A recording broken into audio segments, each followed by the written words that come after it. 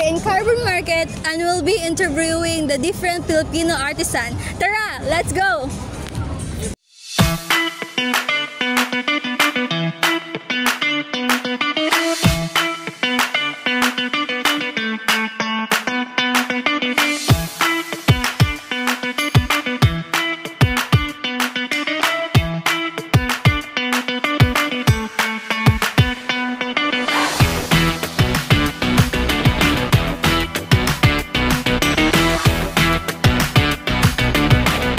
Sad kay dili sila masugot mag-interview ni dili, so actually sa next building and mag-try me if pwede ba na interview sila.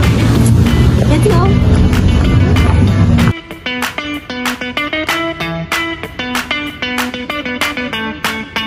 Coffee guys made bamboo leaves from Babili, used for protecting the sun. Marami ang turf na quantity na tawag kay bamboo tree. Ika niya sa Consolation Cebu. So ang mabutangan ni kay mga things na po. We introduced this craft. It's a fan made of pandan. Then this one is made from the Negros Occidental.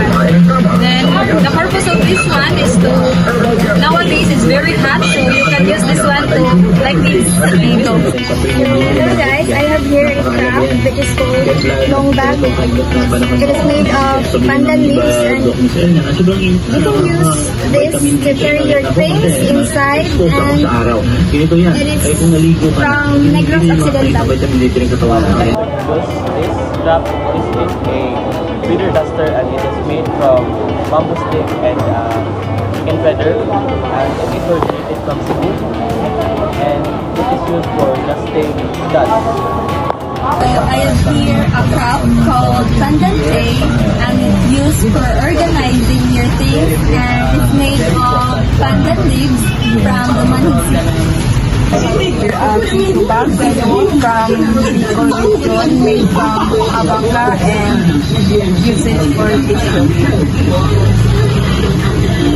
This is eucalyptus used for wood from made in Philippines, but which is the originated made is Portugal. It was brought Hawaii by Portuguese and migrants in the late 19th century. Hello everyone, let me introduce to you this basket. This basket is made of uway, or which we all know as rattan, and this basket can be used by storing some of the fruits and vegetables, and you can also put some meats in it to avoid contamination. So good day everyone, this is a vintage wicker basket, likely handmade from natural materials such as rattan, bamboo or palm leaves. These types of baskets have a long history and are made used for various purposes, including carrying and storing food and personal items. This specific basket has a label that reads LAE. It is common to find similar baskets in the Philippines where they are part of traditional crafts. This is a rattan bag made from Baguio City, and it is handmade from the highest quality of rattan.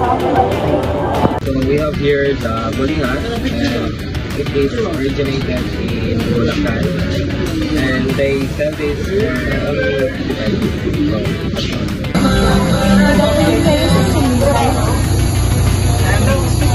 So pila na mo ka to diri sa nangligya this type of life? Yes lang, so may kanang so, sa may kamatino mo na kanang sa may best strategy ni mo diri sa inyo mga baligya.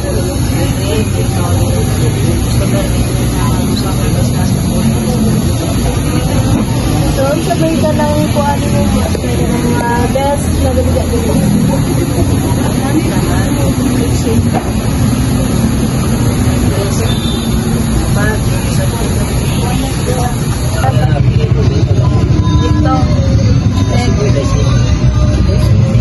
Then, tingnan mo ka tuig na maligyan yung mga Puli ka na siya.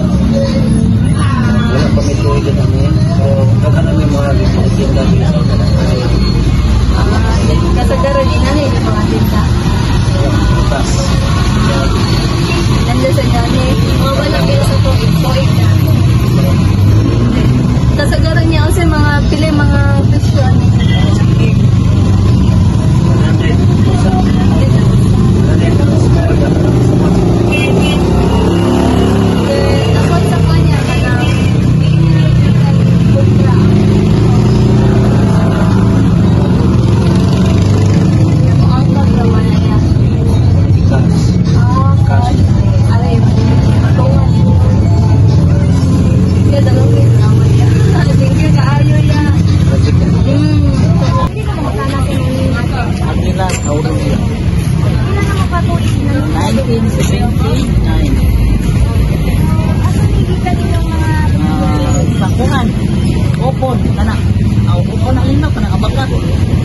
Wala ba yung kasagaran ng tindahan ng price ang basket? Kahit ang 150, dagdag ko ng basket. Kahit ang 60, kahit ang 40. Sa kita ko.